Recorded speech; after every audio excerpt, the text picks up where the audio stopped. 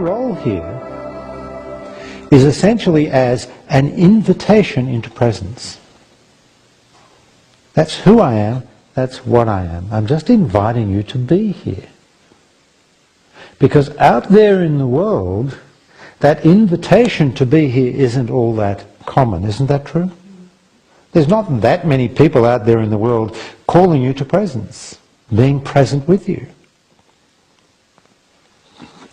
So that's the opportunity here. It's an opportunity for us to come into presence. And it's an opportunity for us to fine-tune as we go how to stay present in your life, how to stay fundamentally present as you live your life.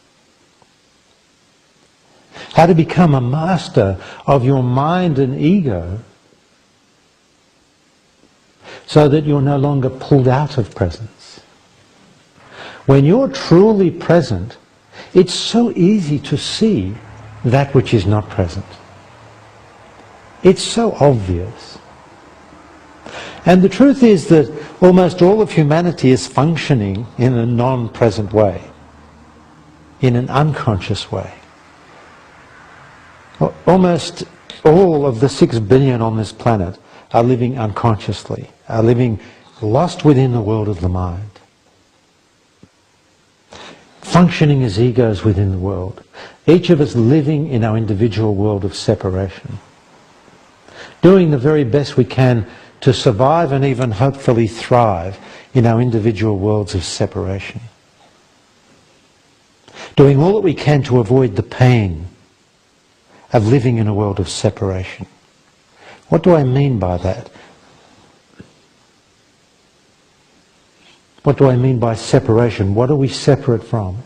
We're separate from the truth of life revealed through this moment.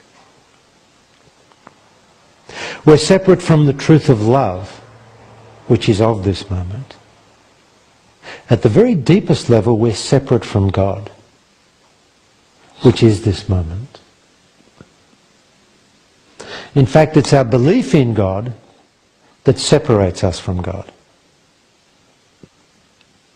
And the reason we need to believe in God is because we've separated from God.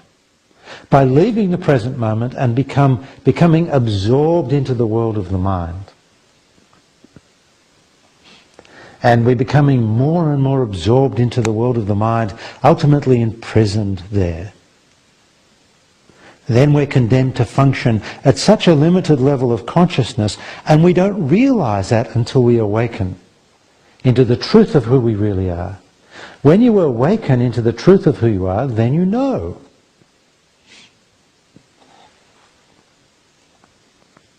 So all that's ever going on in these gatherings here with me is that invitation into presence and that guidance into mastery of your mind and ego, so you're no longer pulled out of presence involuntarily. You see, when you're in the mind, when this is where you're functioning mostly from, the mind, the past and future, and if your mind is full of thoughts that never stop, I can guarantee you that's where you live. If you have a continual stream of thoughts that basically you're not choosing to think, they're just happening, then you're lost in the mind. Now, would that be true for anyone in this room? Hands up, please. Hands up. If you haven't got your hands up, you're probably not telling the truth. And that's very, very unnatural. When you're thinking in this way, when those thoughts are running through your mind, are you choosing to think, or are they just happening? Can I have a response? They're just happening. It's not like it's voluntary, they're just happening. So you become a victim of that, pulled from somewhere into your past or somewhere into your future, anywhere but here now. It's a very unawakened state. And sometimes those thoughts can be spiritual thoughts. That's no better. Spiritual thoughts are no better than mathematic thoughts, or ordinary thoughts, or general gossip thoughts. All thoughts achieve the same outcome. They take you out of the truth of life, out of the present moment, into a world of illusion, into separation. Now, what do I mean by illusion? Into a world of illusion. This is a little bit startling, But the truth is that everything outside of this moment, everything outside of this moment, is an illusion that is accessible to you only through thought, memory, imagination. That's how you get there. That's how we access this illusory world within the world of the mind, the world of the past and the future. We access it by thinking. Now, there's nothing wrong with thinking, unless, of course, that thinking is involuntary and constant, and we're continually pulled into that world of not here. And then, even worse, we begin to believe in those thoughts, and we begin to believe in that illusory world as real. Now we're in trouble. Now we're lost in separation. Now the only hope is to find our way home. Where is home?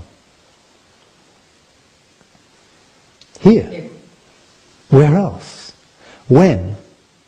Now. And this is the homecoming.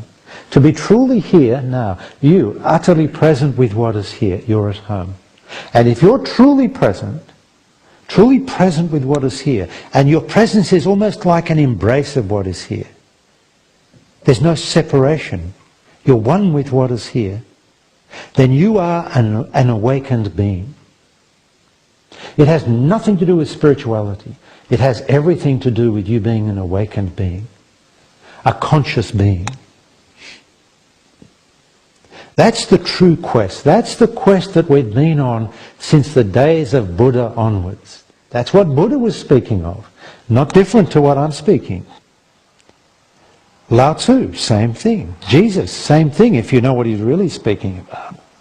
Ramana Maharshi, same thing. To come to the very source, the very center, the very core of your existence, of your being. To come into a state of perfect silence, presence, where it begins to open up into the eternal, where it begins to reveal oneness, where you begin to feel the isness in everything. Isness here. And you are a part of that isness. You are of the isness. You are isness itself when you're truly present. It's very simple, what I'm saying.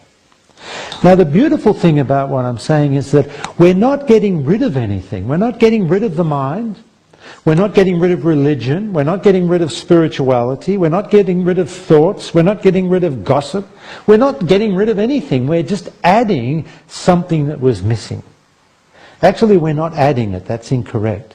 We're revealing something that was missing, that we disconnected from a long time ago, which is the center, which is presence, which is beingness, which is isness. That's the center of your being. That's at the center of existence. That's what needs to open up within us. And then we don't have to be lost in the mind, believing in illusion as truth. We can still play in the mind. We can still play in illusion. But we now know where the truth of life is. That's the whole point. We now know where the truth of life is. It is here now. It is you here now. Here now is meaningless without you here to reveal it. That's the whole point. You are here as the revealers of here now. You are here as the revealers of the present moment.